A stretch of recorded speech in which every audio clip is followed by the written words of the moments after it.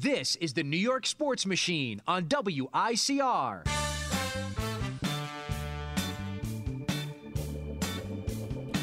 Well, hello, everybody. Mike Damergis along with Anthony Carlo on the New York Sports Machine. A cold, frigid day in the Northeast here in New York City. And things are getting real frigid, as far as I'm concerned, if you're Mike Piazza, getting snubbed once again for the Hall of Fame. But first off, I want to bring up the name of Craig Biggio. Anthony, I don't know how this guy gets in the Hall of Fame. I looked at his numbers, and you compare him to Don Mattingly's numbers, and then you compare him to a second baseman of his generation by the name of Jeff Kent. Right. And Craig Biggio's numbers do not stack up, and they are not Hall of Fame numbers. First off, he averaged 17 home runs, 67 RBIs, and 281 batting average. I know, played three positions. Jeff Kent averaged 27 home runs, 107 RBIs, and a 290 average, and only got 14% of the necessary Hall of Fame votes. I think the writers need to explain themselves, Lucy.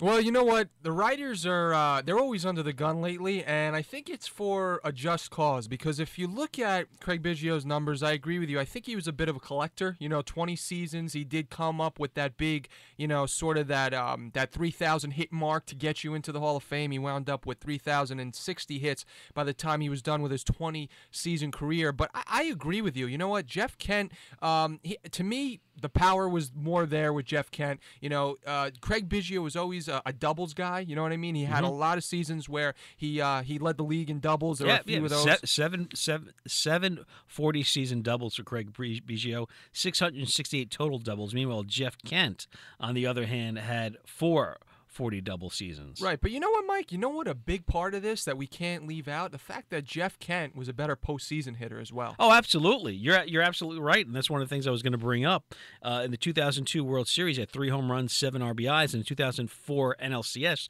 3 home runs and 77 RBIs as well. So he had put up big postseason numbers. Meanwhile, Craig Biggio in the postseason had 2 home runs, 11 RBIs, and about a 234 and 167 at-bats to Jeff Kent's 170 at-bats as well. And Jeff Kent was a presence. Right. And he was a perfect presence on that team as well for Barry Bonds. A nice yin and a yang. They both play the bad guy at times. Oh, yeah. So the press didn't know who they really wanted to pick on. But Jeff Kent, by far, and they always compared him to this guy, Bobby Grich, who played the 70s and 80s before your day. Right. Very similar, but look, Kent's numbers are what they are. After 95, the numbers were completely different. But Jeff Kent was a dominant player and an MVP as well in 2000, beating out Barry Bonds. Absolutely. And you know what? To be honest with you, Mike, if you brought up both of those names up and you said, is it a real injustice that Jeff Kent is not in the Hall of Fame? I don't know if I would make It's not that it's just an injustice. He gets 14% of the votes, Anthony. Well, that's what I'm saying here is... Come on now! What I'm saying is that the fact that Craig Biggio is in and Jeff Kent is not in, you look at that on the table, that's where the injustice is. And you look at Biggio, he was a better defensive player, I would say, compared to Jeff Kent. Yes. Won some gold gloves. And he played 3 positions as well, 4 gold gloves. But here's the thing. He never hit 30 home runs. Right, and he was a 281 career average. 90 RBI seasons and only had 280 RBI seasons. Come on now. What are these voters thinking? I don't know, but it's the same thing they're doing across the board. I mean, look at what they're doing to Mike Piazza. Yeah. I mean, it's unbelievable how Mike Piazza, arguably the best offensive catcher to ever play the game of baseball, arguably. Of course, you got your Johnny Bench, you've got your Yogi Berra, you've got your guys like that, but he is not in the Hall of Fame yet. And it's a disgrace, the fact that he's being wrapped up in this cloud of steroid use. Just because you play in the era of steroid ball does not mean you took steroids, especially when you haven't been proven to taking them. Well, that's true. He has not been proven. I have the Mitchell report sitting in my desk. Mike Piazza is not listed in the Mitchell report. Right. However, don't bring up back knee. No. You're going to bring up back knee? His back acne? No. However, I've talked to former coaches, and they have said Mike, when he first came in the league, was a lot bigger than he was when he retired, and than he is now as well. Well, but unless you have proof, How can Mike Piazza not be in the Hall of Fame? And look, he's going to get in. He's at 69.9%. He will, yeah. He's got 427 career home runs, 1335 RBIs, 308 lifetime average, 930-plus home run seasons. Compare that to Carlton Fisk, who's in the Hall of Fame of modern players.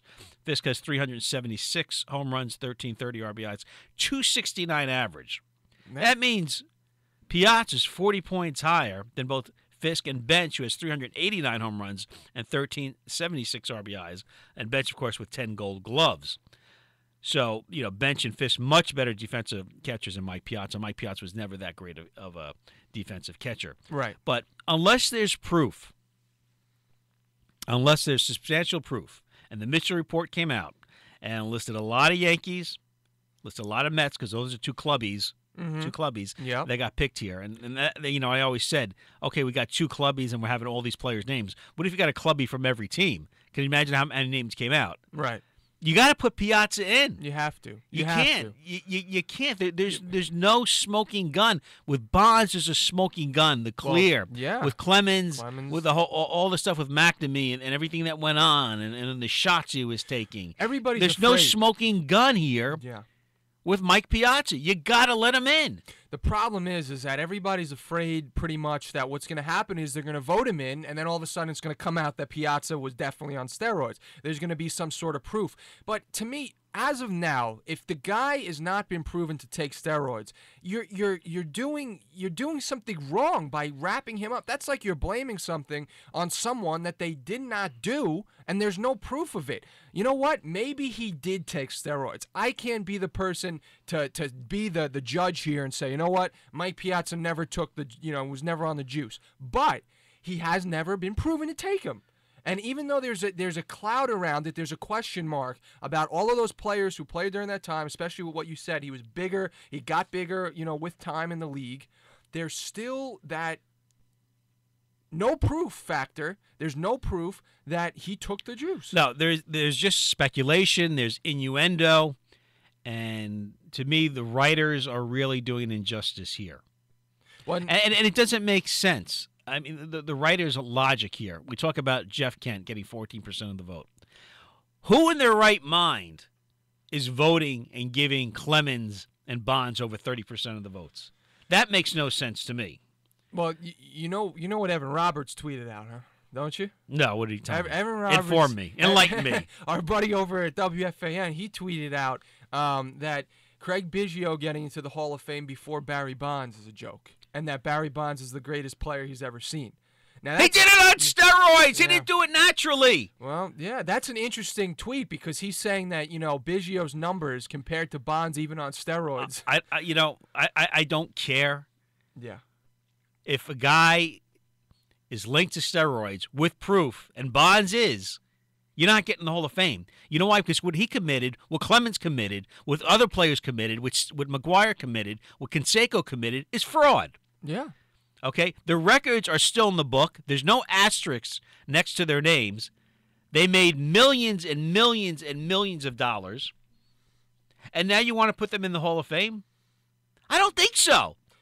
This is the one place that can be sacred. This is the one place, you know what? Your cheating's not getting you in here. You know what, buddy? If you want to get in the Hall of Fame, buy a ticket. And if you let them in, you better let Pete Rose and Shoeless Joe Jackson in. Oh, amen. Amen to that. I agree to that. I mean, Pete Rose is not in the Hall of Fame. And what the sad thing is that Barry Bonds and Roger Clemens would have still been Hall of Famers most likely if they had never cheated. Absolutely, without question. You'd have to cut their numbers in half. But you know what? Still what? They'd be close. They'd definitely probably still make the Hall of Fame. Well, you know what? You got people out there. It's yay or nay. You either keep them all out or you put them all in. But people waffle. The writers are waffling here. That's why there may be somebody in the hall right now who's on steroids. They need to start to limit the number of writers that get this vote because someone gave Darren Erstad a vote in the Hall of Fame. That makes no sense. You should lose your vote right on that fact. Well, the whole voting process by the writers is distorted because, number one, look at Randy Johnson. He got 97.3% of the vote. Mm-hmm. He was number one in the voting.